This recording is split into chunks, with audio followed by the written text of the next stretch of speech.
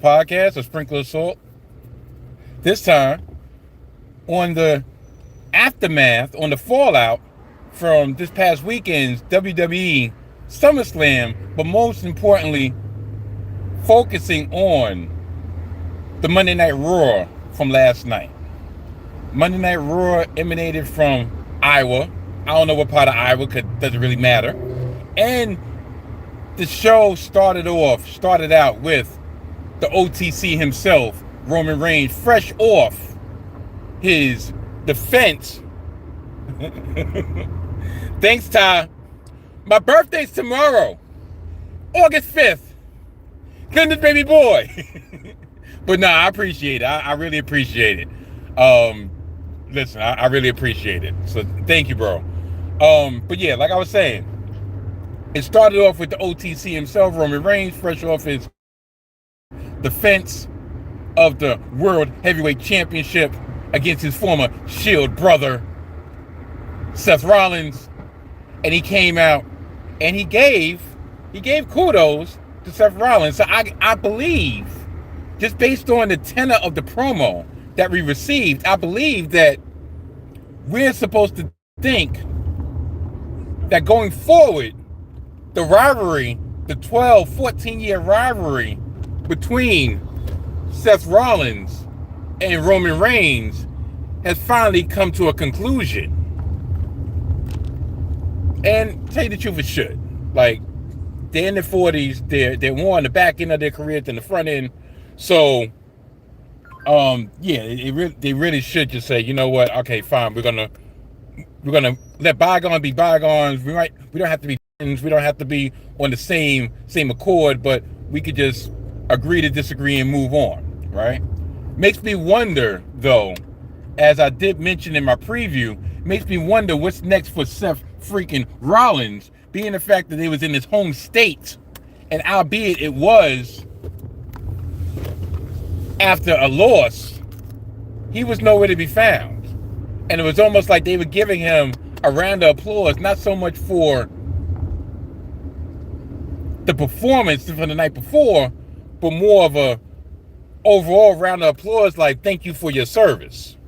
I don't know. Maybe I'm reading too much into it. But with the matter at hand, so after that brief bit of humility from our tribal chief of Roman Reigns, L.A. Knight, decided to bust up on the scene and stake his claim to be the next challenger for the World Heavyweight Championship, which I fully agree with. You want to know why? Because L.A. Knight has actually been feuding with various versions of the bloodline for 3 years.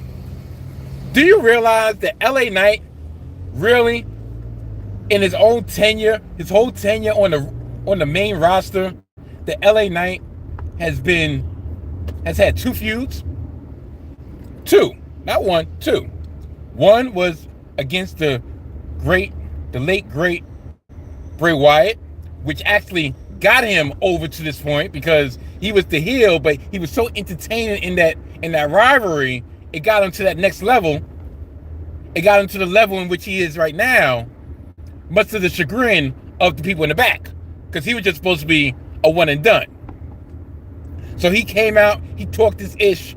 He told Roman Reigns that it was about time that he went to a one-on-one, that he was giving kudos that he beat Seth Rollins with a one-on-one, but he wants the same opportunity. He wants the same opportunity to be the World Heavyweight Champion. He wants the same opportunity, more importantly, to be able to fight one-on-one, mano a mano. And of course, Roman was like, what have you done to deserve such things? Have you won a tournament? Have you won a battle warrior? Who have you beat? You won a 6-man. Ooh. Is that supposed to make me quiver in my boots? Which he had a point. And then he kind of told L.A. Knight, listen, you claim to be a megastar with the Walmart watch in your hand, on your arm. Nothing like the tribal chief. big stunting, big pimping, if you will. So I guess that's set up because throughout the night, Roman Reigns, quote unquote, called the dogs off, told the rest of the bloodline, leave LA Knight alone. Let him be. He is mine. The name is Mike Steph. The game is the best in the world at what he does. And I'm not talking about the game as in Triple H. I'm talking about Mike Steph. Yeah! That's my name, bananas. So, where does this lead us? Where does this lead us? Yes, the first in his name. This leads us to, I guess, because the next PLE is in October, Money in the Bank. I guess this leads LA Knight to be the champion, well, the opponent of choice for that PLE. But we have 2 months. We have 2 months. So they're going to drag this out 2 months? Is he going to have to go through the whole bloodline again? I would have said that he was going to have a little mini rivalry with Jacob Fatu. And maybe that still is the case. Because I have a question. You have a 6-man tag. You're LA Knight. You have Solo Sikoa. And you have Royce Keys as partners. Y'all came out victorious. Royce Keys gets demolished at the hands of Jacob Fatu at the suggestion of Roman Reigns. And you don't come out and try to help that man? That man was leaking from the mouth. You don't come out and help that man? I don't know. So maybe the next thing, maybe that's leading up to LA Knight and Jacob Fatu, but do you really have Jacob Fatu take the L against LA Knight? But you can't afford LA Knight to take the L against Roman Reigns against Jacob Fatu because he's the next contender for the championship. See, there's dilemmas in this ish. So that's subject number 1. Subject number 2. We had the return of 2 people that had not been seen in a while. One in eons and years. Another in mere months, but came back as a slightly tweaked, different version of themselves. But I will speak first on the return of Big Cass, aka Big Bill from AEW, aka Big Cass from Enzo and Cass, his first time around. And yes, there was promotion with him coming back. They had promos, they had vignettes for him coming back. And you would have thought with the vignettes that he was going to come back probably in a babyface role because they were talking about how much he overcame. W. Morrissey from TNA fame. Salute to my bro Ty. So you would have thought that he was going to come back in a babyface role due to his overcoming of substance abuse, his overcoming of being let go, being released from WWE 8 years ago. So what did they do? He comes back as a heel. And I'm not saying that's the wrong thing because right now they need heels. And they darn sure need monster heels. And if you think that he is not going to be on the hit list of Obafemi before WrestleMania, you have another thing coming. But, you know how he debuts? He doesn't debut with a promo, which is good. He debuts by sneak attacking the young OG, Javon Evans, and taking him out. Side note, what's going on with Ethan Page?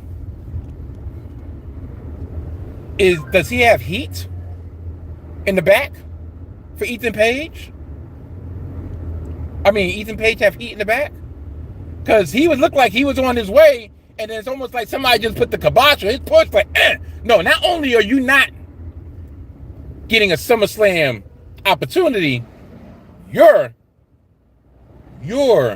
shoulders are going to be pinned on that mat more frequently.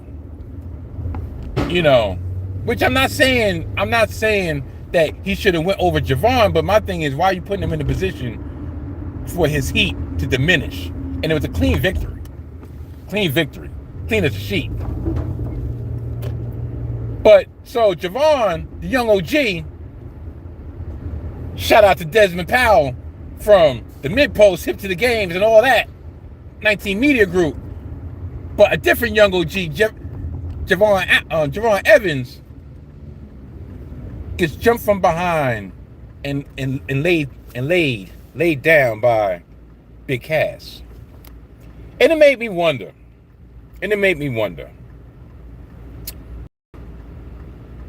There's a parallel here.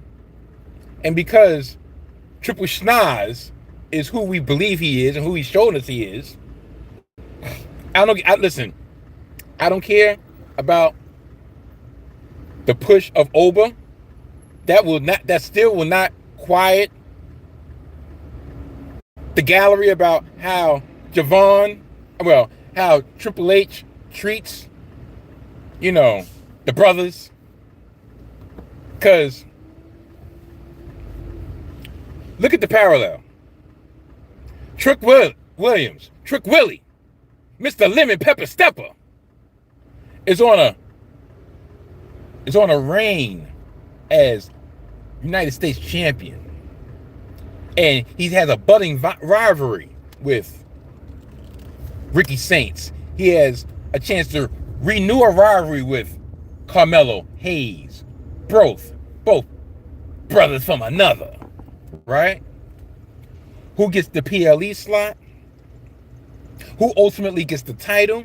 A retread, someone who was released not too long ago, but is able to come back after reinvention to take the brother out. Because the brother needs to overcome the man to become the man, so to speak. Or how I like to think of it is, they're freeing Mr. Lemon Pepper Stepper to get that Money in the Bank title, Money in the Bank contract. That's my hope. Is that going to be truth? Probably not. So, imagine my surprise that not only was Javon Evans left off of SummerSlam, that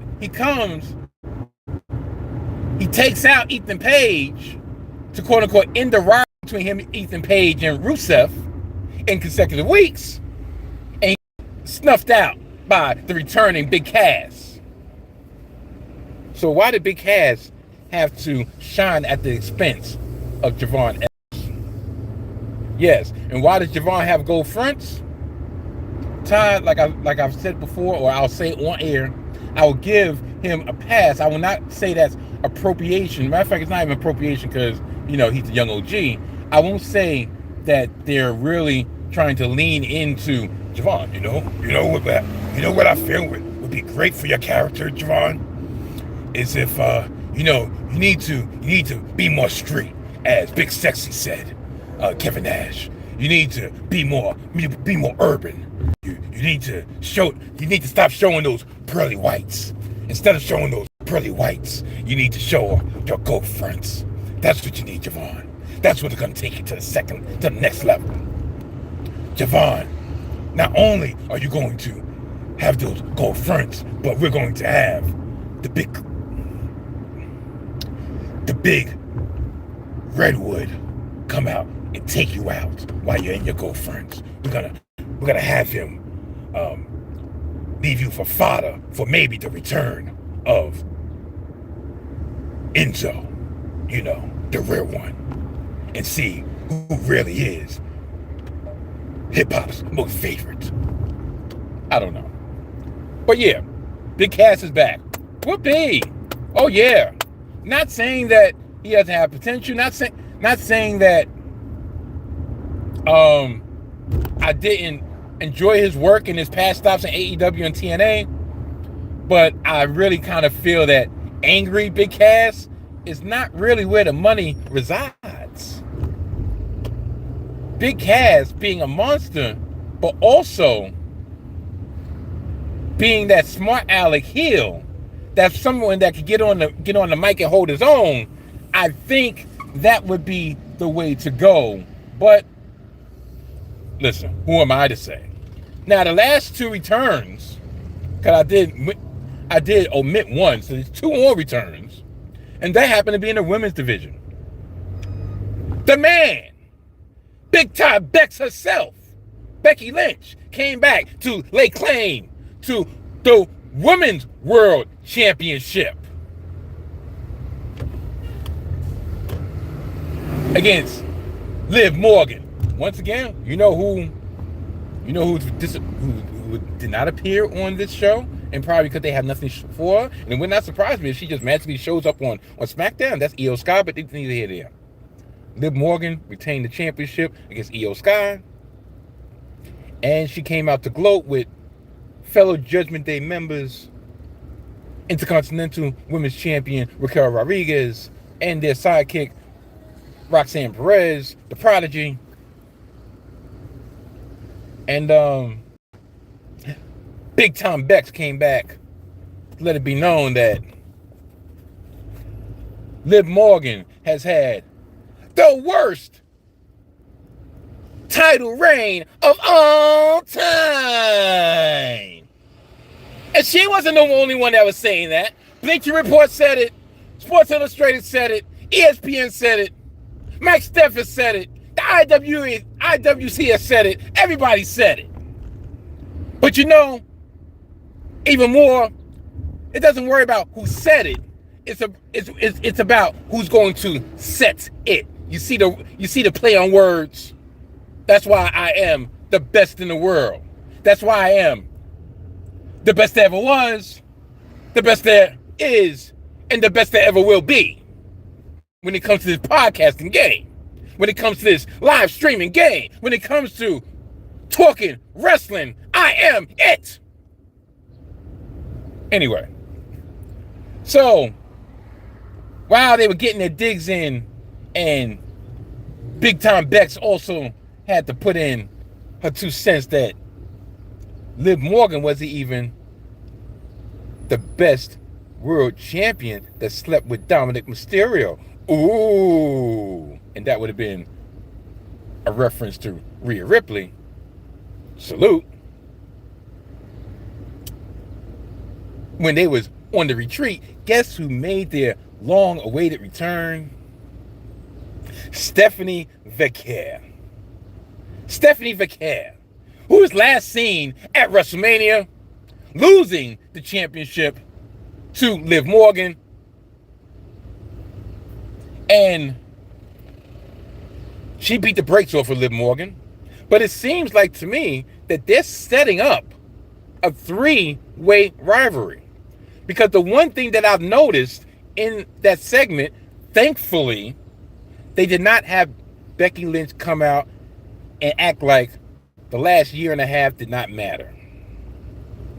She was still Big Time Bex. She was still the man. She was still the Becky Lynch that we have grown to know over the last 18 months. It's just that she was directing her venom toward Liv Morgan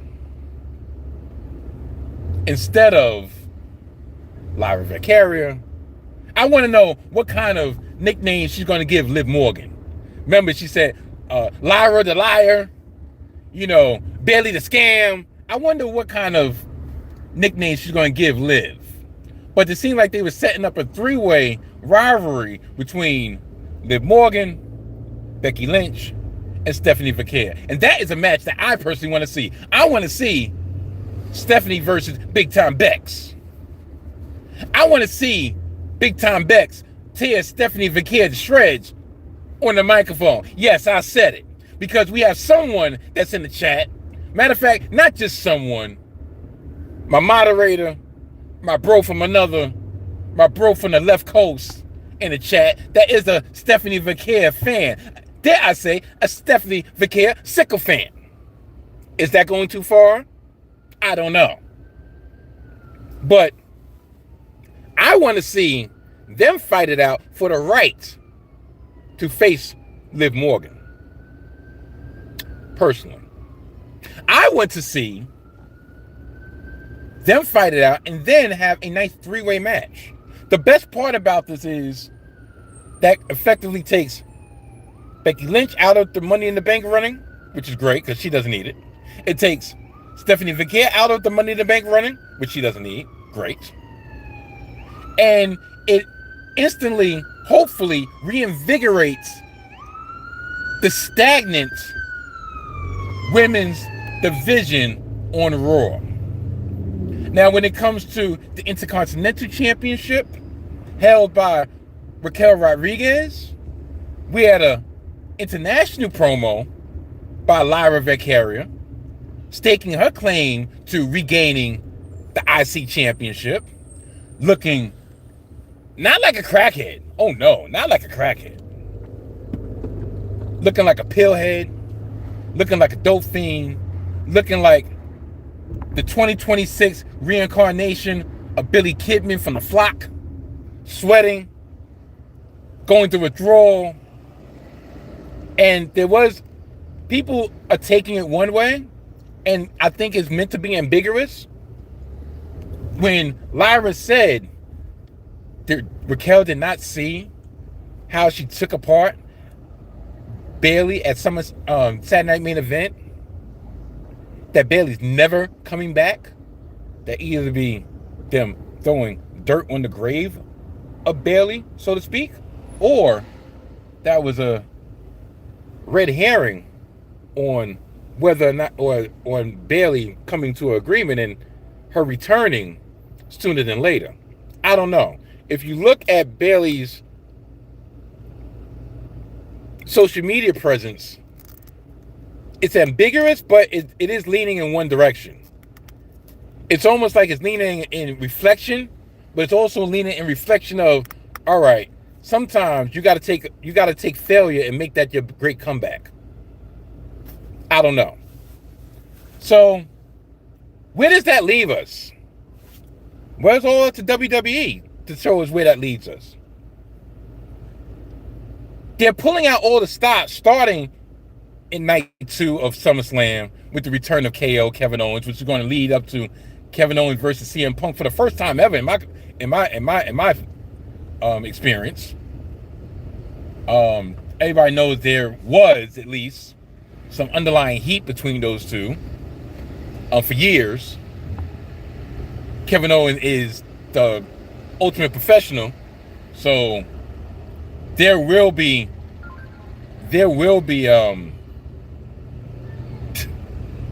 those promos is going to be A1. I'll just put it that way. And tell you the truth, for all you CM Punk fans out there that don't realize that CM Punk is not the Messiah you think he is, inside the ring nor outside the ring, but I'm talking wrestling in particular, CM Punk cannot hold a candle in the ring to Kevin Owens. And if you don't think Kevin Owens is going to go harder than hard, it's going to go harder than Booker T looking at the Devil's Kiss, you got another thing coming. Kevin Owens is going to show out and show up CM Punk in that ring. You think CM Punk was blown up and going in slow motion against Cody Rhodes? You ain't seen nothing. But I'm going to leave this off with these questions. Where do you think WWE is going to go from here? Do you believe that this quote-unquote reset is actually going to make a difference? It's actually going to liven up the product? Or do you believe, or do you think that, once again, we're just going to be a victim of moments, of pops, and the week-to-week product? Because right now, they literally have 2 months to lead up to their PLE, Money in the Bank. I don't think we're having WrestlePalooza again. I think that was a one and done. Because if it wasn't, they would have announced it by now. So you got 2 weeks. Oh, Thank you, Todd. One last thing before I get out of here. Obafemi and Braun Breaker had a stare down, which shocked me because I did not dare think that they were going to go to that rivalry right now because they wanted to keep both people safe. They wanted to keep both people booked in a certain way. But if that is the direction which they're leaning, and they did show strong indications of that's the direction that they're leaning, do you really think Obafemi is going to lose? And if they're okay with Obafemi not only beating Braun Breaker, because he's not going to just beat Braun Breaker, he's going to destroy Braun Breaker, because it makes no sense for Obafemi to go 50-50 with Braun Breaker right now. Braun Breaker is a tag team champion, with Austin Theory, who's actually, in a roundabout way, getting more over than Braun Breaker due to his affiliation with Maxime Dupree. And then we have the Ruler, the Conqueror, the Beast Slayer, the King of the Ring, the King of Kings, Obafemi, coming off his rivalry with Brock Lesnar. They're not, listen, all that heat that Brock Lesnar accumulated over the years just got transferred over to Oba. So, I don't know. I think it's more of a way of showing how far Brock Lesnar has fallen than them trying to push show how much Braun Breaker has fallen than a rivalry for Braun Breaker to get his stature back. So with all that being said, I'm gonna get out of here because I'm like 4 minutes behind at work. So thank you. I'll be back later on this week, maybe after SmackDown, to see what the SmackDown end of things going on. And that's about it. Please check out Hidden Gems Football, out now on the 19 Media Group YouTube channel, recapping the NFC West. And we're going to preview the NFC South, and that should be dropping pretty darn soon. So I'm going to get out of here before I actually lose my shoot job. With all that being said, yeah, I know I need a shave, but guess what? I'm still good looking. Yeah, I said it. Until later. Goodbye.